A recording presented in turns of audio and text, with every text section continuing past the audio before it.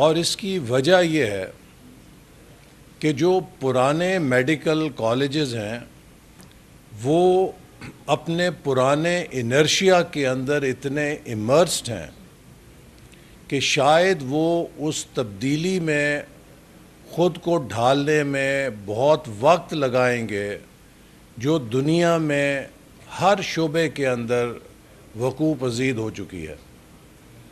اس وقت دنیا میں ٹیکنالوجی لیڈ ریولوشن ہے جو ہر شعبے کو نئی بنیاد کے اوپر کھڑا کر رہا ہے، لہٰذا ہر شعبے کا جو بیسک لرننگ ماڈل ہے وہ ایک ری ڈیفائننگ مومنٹ سے گزر رہا ہے۔ آج کی میڈیکل ایجوکیشن اگر آنے والے وقت کے تقاضوں سے ہم آہنگ نہیں ہوگی تو ہم پھر مستقبل میں ڈاکٹر نہیں پیدا کر رہے ہوں گے بلکہ حکیم پیدا کر رہے ہوں گے، چونکہ artificial intelligence, big data, biotechnology, life sciences, ان کے اندر جو حیرت انگیز انوویشنز ہو رہی ہیں وہ میڈیکل ایجوکیشن کو اسٹیتھوسکوپ کے ساتھ صرف ہارٹ بیٹ پڑھنے تک محدود رکھنے والا ڈاکٹر نہیں تقاضا کرتی، وہ اس بات کا بھی تقاضا کرتی ہیں کہ مستقبل کا ڈاکٹر بہترین ڈیٹا انالسٹ ہو، وہ اس بات کا بھی تقاضا کرتی ہیں کہ مستقبل کا ڈاکٹر آرٹیفیشل انٹیلیجنس کی صلاحیت کو بھی ماسٹر کرے، اور مستقبل کا ڈاکٹر انٹر ڈسپلنری اپروچ کے ساتھ اپنے پروفیشن کو دوسرے سائنٹیفک اور ٹیکنالوجیکل جو ڈومینز ہیں ان کے ساتھ ریلیٹ کرنے کی صلاحیت رکھتا ہو۔ اگر اس کے اندر یہ قابلیت اور صلاحیت نہیں ہوگی اور وہ اپنے ایک بہت نیرو سائلو کے اندر محدود رہے گا تو وہ مستقبل کا کامیاب ڈاکٹر نہیں بن سکتا۔ اسی لیے میں نے ہمیشہ نارووال میڈیکل کالج کی لیڈرشپ کو یہ کہا ہے کہ الحمدللہ نارووال میں ہم نے تعلیم کی بستی اور تعلیم کا ایکو سسٹم الحمدللہ قائم کیا ہے اللہ تعالیٰ کے فضل و کرم سے، چونکہ یہ میری ڈریم تھی کہ جس خطے نے مجھے میری دولت دیکھ کر نہیں بلکہ میری تعلیم کی بدولت مجھے منتخب کیا تھا، میں اس دھرتی کا قرض اسے تعلیم کا مرکز بنا کر اتاروں۔ اور آج مجھے خوشی ہے کہ اللہ تعالیٰ کا جتنا بھی میں شکر ادا کروں کام ہے کہ وہ خواب ایک حقیقت بن رہا ہے۔ اور آپ نے کل سنا کہ وزیر اعظم صاحب نے بھی اس بات کا اعتراف کیا کہ اب نارووال جو ہے وہ بہترین یونیورسٹیز، کالجز، ٹیکنیکل ایجوکیشن، کھیلوں کے میدان اور ڈیولپمنٹ کی ایک مثال بن چکا ہے۔ تو یہ سفر بہت زیادہ پرانا نہیں ہے، یہ سفر 2008 سے شروع ہوا جب اس کی بنیاد ہم نے رکھی، جب ہماری حکومت صوبہ پنجاب میں قائم ہوئی اور اس وقت وزیر اعلیٰ شہباز شریف صاحب تھے اور انہیں 10 سال کا موقع ملا پنجاب میں وزارت اعلیٰ کا، اور ان 10 سالوں کے تسلسل سے اور ان کی خصوصی مدد کے ساتھ جو ہم نے منصوبے نارووال میں شروع کیے،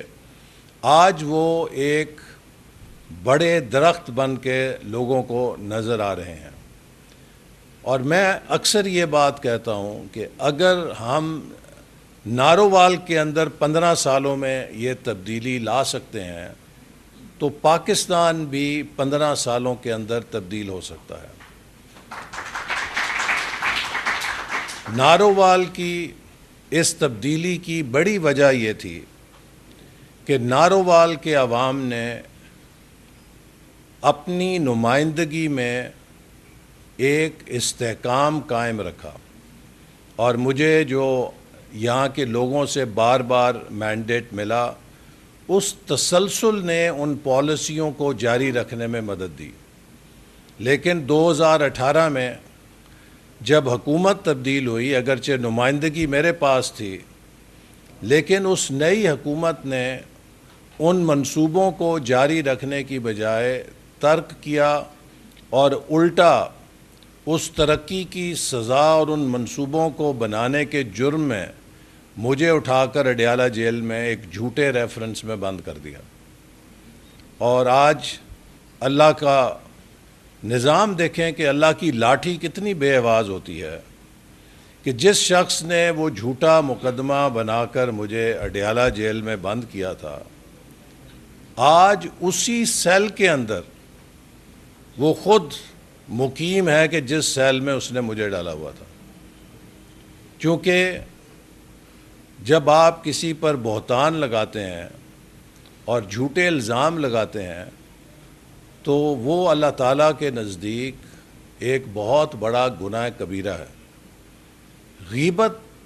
سچ ہوتی ہے اگر کسی کے اندر کوئی برائی ہے، لیکن اگر آپ اس برائی کا بھی اس کے پیٹھ پیچھے ذکر کریں تو قرآن کہتا ہے کہ مردہ بھائی کا گوشت کھانے کے برابر ہے۔ تو بہتان تو ایک ایسا جھوٹ ہے کہ جو کسی میں گناہ یا برا فعل نہیں ہے، اور آپ وہ اس کے اوپر تھوپیں تو وہ غیبت سے کئی گنا بڑا جرم ہوتا ہے۔ اور آپ دیکھیں کہ کیسی کردار کشی کی گئی ہر مخالف کی، اور اپنے حمایتیوں کو صرف ایک ہی بات 4 سال سکھائی گئی کہ جو بھی مخالف ہے اسے چور اور ڈاکو کہو۔ اور اسی طرح لندن میں ایک دفعہ انصر صاحب چونکہ برطانیہ سے ہیں تو انہیں اس کی وجہ سے سناؤں کہ میں اور مفتاح اسماعیل ایک جا رہے تھے پبلک پلیس میں، تو وہاں ایک پاکستانی نژاد برطانوی خاتون بیٹھی تھیں، تو انہوں نے پڑھی لکھی تھیں، اور ہمیں جب دیکھا تو پیچھے سے آواز لگائی جو کہ انہیں سکھائی گئی تھی کہ جہاں مخالف نظر آئے اسے چور کہو۔ تو میں واپس پلٹا، مجھے مفتاح اسماعیل صاحب نے کہا کہ نہیں چھوڑیں جانے دیں، میں کہا نہیں ہمیں کانفرنٹ کرنا چاہیے جا کے۔ تو میں اس خاتون کے پاس آیا، میں نے کہا کہ محترمہ آپ نے ابھی ایک آواز لگائی ہے اور آپ ایک تعلیم یافتہ خاتون لگتی ہیں، تو مجھے امید ہے کہ آپ نے جو کہا آپ اس کی ذمہ داری بھی قبول کریں گی، تو لہٰذا میں آپ کو ایک تجویز دے رہا ہوں کہ آئیے ہم دونوں ہاتھ اٹھائیں، اور میں دعا کرتا ہوں کہ اگر میں پاکستان کا چور ہوں تو میرے پہ اللہ تعالیٰ کی 100 دفعہ لعنت ہو، اور اگر آپ نے مجھ پہ جھوٹا الزام لگایا ہے تو آپ پر اللہ تعالیٰ کی 100 دفعہ لعنت ہو۔ تو میں نے کہا میں آمین کہتا ہوں تو آپ بھی آمین کہہ دیں، تو چپ ہو گئیں وہ۔ تو پھر میں نے ان سے کہا کہ جب آپ کو ایک بات کا یقین نہیں ہے، کوئی ثبوت نہیں ہے، تو آپ نے یہ کیوں اس قسم کا پڑھے لکھے ہو کر فیل کیا؟ اور اسی طرح بے شمار واقعات ہیں کہ جہاں پڑھے لکھے لوگ اس وائرس کا شکار ہو کر ایسی مکالمے میں الجھے کہ جس پہ انہوں نے سوائے اس کے کہ نفرت کی دیواریں کھڑی کیں اور نفرت پھیلائی اور کچھ نہیں کیا۔ تو وہ 4 سال پاکستان میں جب بھی میں کسی ان کے حمایتی سے پوچھتا ہوں کہ آپ اپنے مہاتما صاحب کی کوئی ایک کامیابی تو گنائیں کہ 4 سال وہ وزیر اعظم تھے، ملک کے اتنے بڑے لیڈر تھے، جس کو چاہتے تھے جیل میں ڈال دیتے تھے، پنجاب میں ان کی حکومت تھی، تو کوئی ایک انہوں نے موٹر وے بنائی، کوئی ایک نئی یونیورسٹی بنائی، کوئی نیا ایک ہسپتال بنایا، کوئی نئی ایک توانائی کا منصوبہ چلایا، کوئی ایک نئی اقتصادی پالیسی متعارف کرائی، کوئی کارنامہ گنائیے تو خاموش ہو جاتے ہیں۔ پھر جواب ایک ہی ہوتا ہے نہیں جی انہوں نے ہمیں شعور دیا۔ تو پھر میں ان سے پوچھتا ہوں کس بات کا شعور دیا؟ کہ ہر کسی کی پگڑی اچھالو، ہر کسی کو نفرت کرو اپنے مخالف کے ساتھ، پاکستانی قوم کے اندر انتشار اور فساد پھیلانے کا شعور، اپنے ملک کے ریاستی اداروں کے خلاف ہرزہ آرائی کرنے کا شعور، اپنے ملک کے شہیدوں کی یادگاروں کے ساتھ فٹ بال کھیلنے کا شعور، اپنے ملک کو بنانے والی ہستی کے گھر کو، جنا ہاؤس کو جلا کے راکھ کر دینے کا شعور۔ اگر یہ شعور ہے تو ہم اس شعور سے بغیر بہت بہتر ہیں۔ شعور تو اس چیز کا نام ہے کہ شعور آپ کو انسانیت کی اعلیٰ بلندیوں پر لے جائے، اور شعور اس بات کا نام ہے کہ آپ کو یہ صلاحیت دے کہ آپ اختلاف کے اندر بھی اتحاد کی راہیں تلاش کر سکیں،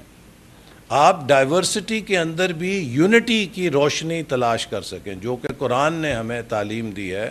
کہ جب کسی سے مکالمہ کرو، جب کسی سے بات کرو تو مشترکہ بات سے گفتگو شروع کرو، کامن پوائنٹس کے اوپر اکٹھا ہونا سیکھو، یکجا ہونا سیکھو۔ تو شعور تو یہ ہوتا ہے کہ آپ کس طریقے سے اپنے اختلاف کو مکالمے کے ذریعے مفاہمت میں تبدیل کر سکتے ہیں۔ ضروری نہیں ہے کہ آپ سب ایک ہوں برابر ہونے کے لیے۔ To be equal you don't have to be same, but without being same you can still be equal.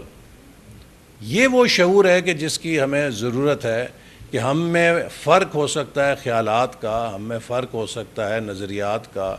ہم میں فرق ہو سکتا ہے زبان کا، ہم میں فرق ہو سکتا ہے مذہب کا،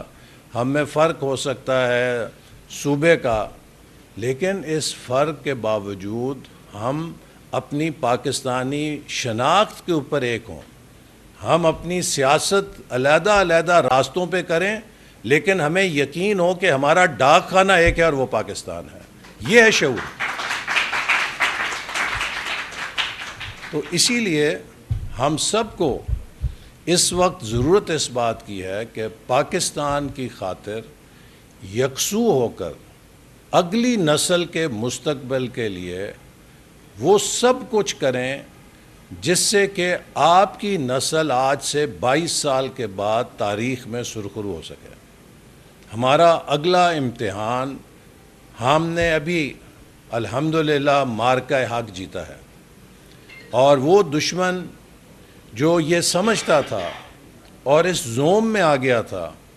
کہ پاکستان شاید ایک کمزور ملک بن گیا ہے، اور وہ اقتصادی تباہی جو کہ ہمیں 4 سالوں میں بھگتنی پڑی، جس نے ہمیں دیوالیہ کر دیا تھا، ڈیفالٹ کر دیا تھا، ان کا خیال تھا کہ اب ان کے دانے ختم ہو گئے ہیں تو اب ہم ان کے ساتھ چھیڑ چھاڑ کر سکتے ہیں۔ لیکن جب انہوں نے ہمارے ساتھ چھیڑ چھاڑ کی تو ان کو ایسا پنچ مارا کہ ان کو دن میں تارے نظر آ گئے، اور انہیں امریکہ سے جا کے امن کی بھیک مانگنی پڑی۔ اور آج بھی صدر ٹرمپ میرا خیال ہے 50 دفعہ سے زیادہ ان 7 جہازوں کا ذکر کر چکے ہیں جو پاکستان نے ان کے گرائے تھے۔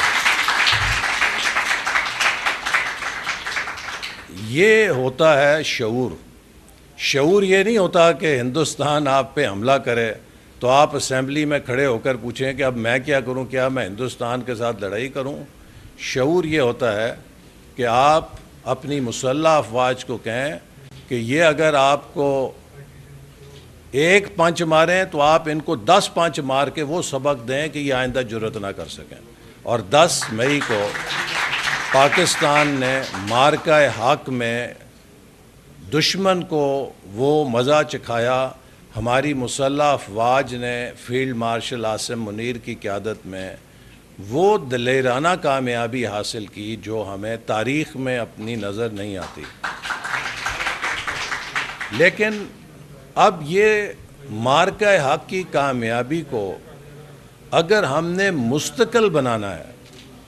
تو پھر اس کے لیے ہمیں معرکہ ترقی کا مقابلہ اور میچ بھی جیتنا ہے۔ چونکہ اگر معرکہ ترقی کا میچ ہم نہیں جیتیں گے تو پھر تاریخ یہ بتاتی ہے کہ کمزور معیشت کے ساتھ کسی ملک کا دفاع بہت دیر تک قائم نہیں رہ سکتا۔ اگر ہم نے اپنی دفاعی صلاحیت کو برقرار رکھنا ہے اور اسی سطح پہ رکھنا ہے کہ جس سطح پہ معرکہ حق میں اللہ تعالیٰ نے ہمیں سرخرو کیا، تو میرے نوجوانوں، ہمیں معرکہ ترقی کو اسی جذبے کے ساتھ جیتنا ہے جس جذبے کے ساتھ ہماری مسلح افواج نے معرکہ حق جیتا ہے، اور جس جذبے کے ساتھ ہماری مسلح افواج دہشت گردی کا مقابلہ کر رہی ہیں۔ ہم ہر روز دوسرے روز دیکھتے ہیں کہ وہ کیا قربانیوں کی داستان ہے کہ ینگ کیپٹن جس کی 1 مہینے بعد شادی ہونے والی تھی، اس کی ماں نے اس کی بری تیار کی ہوئی تھی، ہر چیز ترتیب کے مطابق تھی، اور اس ماں کے گھر میں جہاں وہ سرخ جوڑے میں دلہن لانے کی منتظر تھی، تو سرخ لہو میں اس کے بیٹے کی شہادت والی میت گھر لائی جائے، اور وہ ماں جذبے کے ساتھ یہ کہے کہ مجھے فخر ہے کہ میرا بیٹا پاکستان پر قربان ہو گیا، تو اس ماں کے دل میں، اس فوج کے کیپٹن کے ماں کے دل میں سٹین لیس سٹیل کا دل نہیں ہے، وہ بھی ہماری طرح انسانی دل ہے، اس کے جذبات بھی ہمارے جیسے ہیں، اور اسی طرح بے شمار واقعات ہیں۔ اگلے دن میں منظور پورہ ہمارا گاؤں ہے، وہاں پر گیا، ایک جوان جو ایف سی کے اندر بلوچستان میں وہاں پہ ڈیوٹی دے رہا تھا، تو وہ 1 مہینے کی چھٹی کے لیے گھر آنے کے لیے پوسٹ سے روانہ ہوا، اور اپنی ماں کو اس نے فون کر کے کہا کہ میں کل گھر پہنچوں گا، اور اس نے اپنی فرمائشیں بتائی ہوں گی کہ کیا کچھ میں کھاؤں گا اور کیا کروں گا، اور اس کی ماں منتظر تھی۔ تو وہ اپنی پوسٹ سے نکلا تو وہاں پر دہشت گردی کا واقعہ ہوا، تو وہ جوان اور ساتھ اس کے کچھ ساتھی شہید ہو گئے۔